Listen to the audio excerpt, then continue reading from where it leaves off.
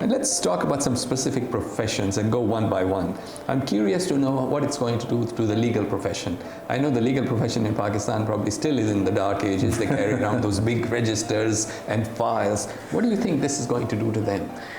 You know, it's interesting because, again, there's a lot of routine work in terms of, you know, when a legal brief is being prepared or a legal case is being prepared, in terms of searching for the relevant precedent and things like that. And I think eventually, particularly in markets where a lot of this data is already digitized, it's going to be very easy for AI to pull up all of these things. So all these young lawyers who are spending like nights at the office, you know, preparing these briefs for the senior lawyers, a lot of them will now, you know, that work will go away eventually, you know. So there's going to be a lot of automation, there's going to be a lot of the menial tasks, research, compiling files, and everything can all be done.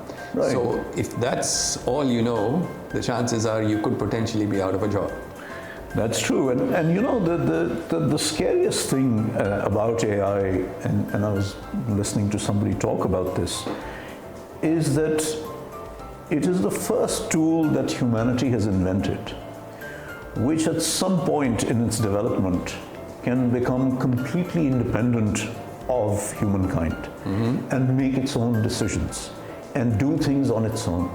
So far, everything we've created, whether it's you know, the cell phones or the atom bomb or whatever, they can't go off and do stuff on their own. They can't decide to, you know, adopt a certain course of action.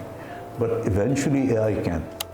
You know, so it can decide to do X, Y, Z, and it's not necessarily that it'll decide to like bomb the whole planet and get rid of everybody, but it will be an agent by itself, so it will have agency. And that's the most frightening thing, which is where you need the guardrails of good governance and legislation, etc., to be able to kind of make sure that's, you know, 5 years down the road, you know, it's not suddenly just doing things on their own.